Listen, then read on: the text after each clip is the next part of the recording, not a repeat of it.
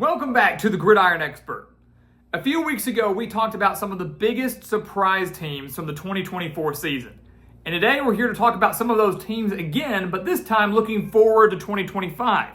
The big question now is for some of those teams that had unprecedented success in 2024, can they continue that success in 2025, or were they just one-hit wonders? That's what we're here to talk about today. So welcome back to the Gridiron Expert, guys. So glad you could join us. As always, please continue to like, comment, subscribe, share our videos, and check out everything down in the description below. That includes our website, thegridironexpert.com, home to our newsletters, home to our expert picks, home to so much exclusive content over there to help you get through this offseason. You know, there's no more football on, right? College football is done, NFL is done, but that type of talk and that type of content will never end here at our channel. So if you want nonstop football content and discussion all the way until next season, this is the place for you. So make sure to subscribe, make sure to hit that notification button, and just become a member of our GE Nation to get your football fix all year long. So let's jump into this. So, we got a couple teams we want to talk about. I got 5, actually. And we're not saying these teams were flukes. We're not saying these teams were bad. Clearly, they were pretty good in 2024. But we're talking about these teams and basically answering, should you have the same expectations for them entering 2025, or should you expect things to kind of get reeled back in a little bit, go back to how things used to be? We'll start with maybe the obvious answer, and that's Indiana.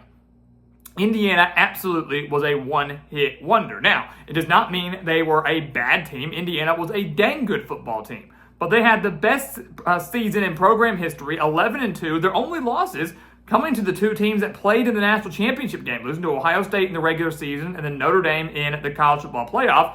But they had a pretty dang good roster put together very quickly by first-year coach Curt Cignetti. And what really helped them out the most was their very easy schedule. They played 13 games. 9 of their 13 opponents finished the season with a losing record.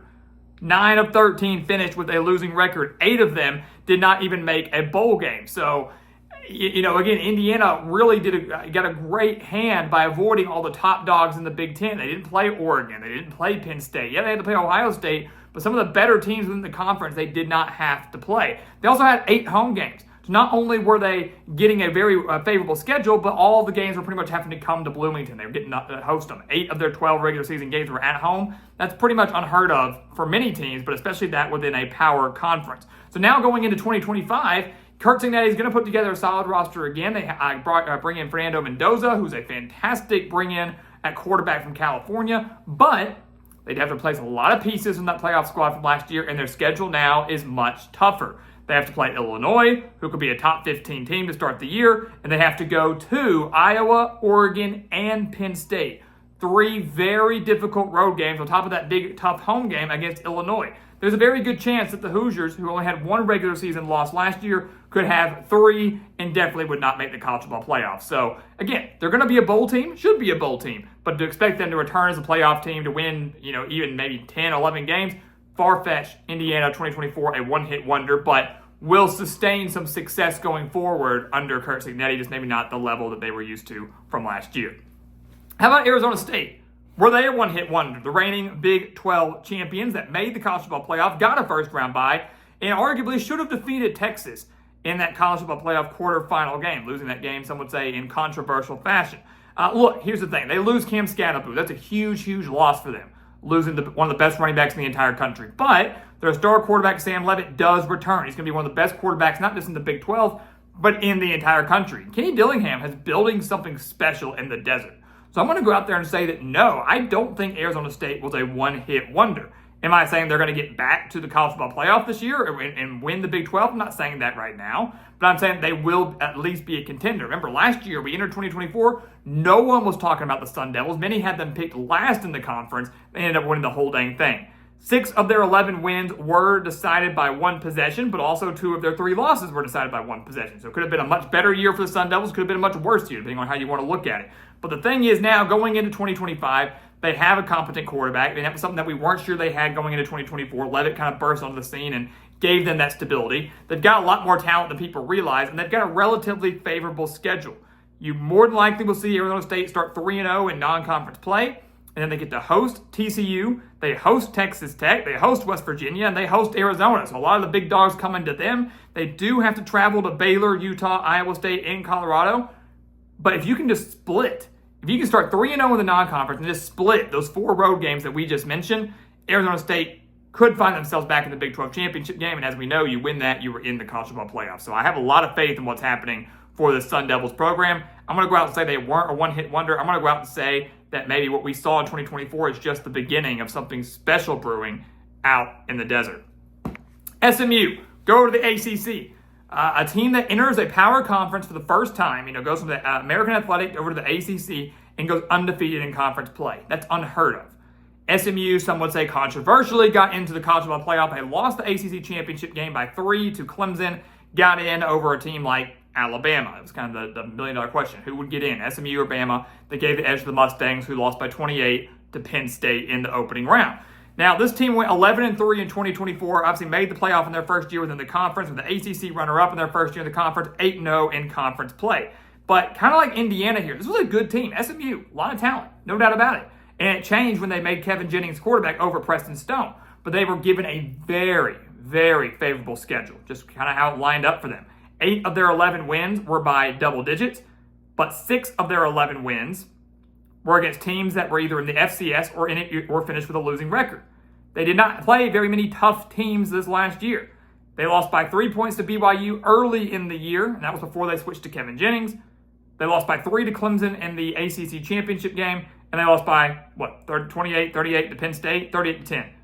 So, again, this SMU team really didn't play anybody that great. Their best regular season win was probably Louisville, and that was a big win, getting that one on the road. But, again, like Indiana, everything lined up perfectly for the Mustangs. Now they enter this year with Kevin Jennings at quarterback, which is massive. Got to replace a handful of key starters on both sides of the ball, though, outside of that. And the schedule now is much more difficult. They have to play Baylor and TCU in the non-conference, 2 teams that are playing relatively well in the Big 12.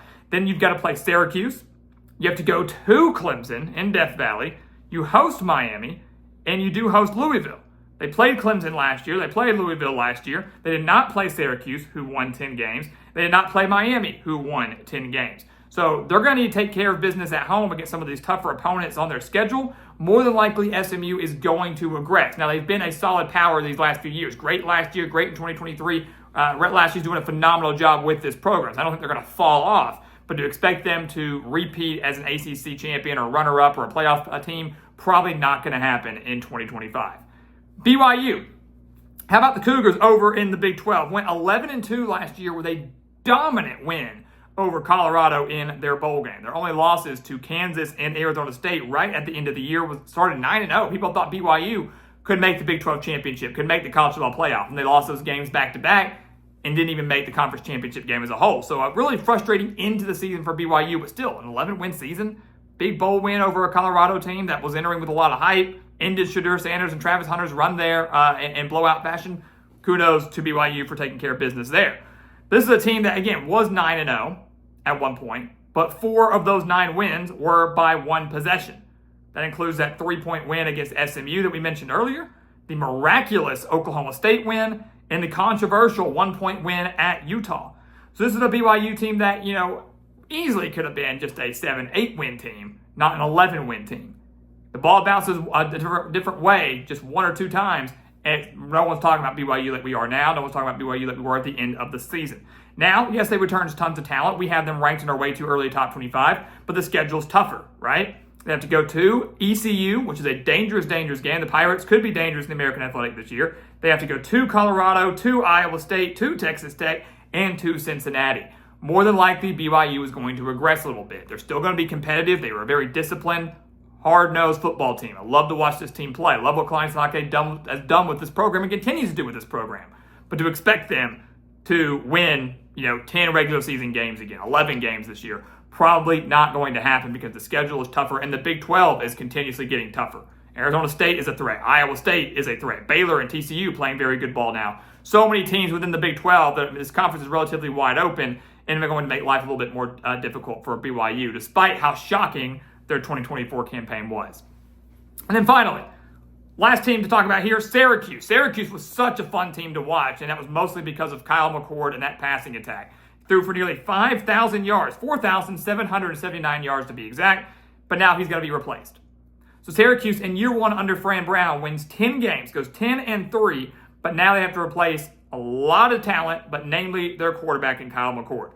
Who replaces him? That's the million-dollar question. We'll talk more on that as we progress through this offseason. But the Syracuse team did have a favorable schedule to go along with it. They got some big wins in there. They beat Miami, ultimately kept the Hurricanes out of the college football playoff. They beat Georgia Tech earlier in the year. But this is still a team now that, despite how favorable last year's schedule was, faces a much tougher schedule in 2025, therefore means they will probably regress. They open the season against Tennessee, then they play UConn, who won 9 games, and Syracuse only beat by 7 last year. They have to go to Clemson, to SMU, to Georgia Tech, to Miami, to Notre Dame.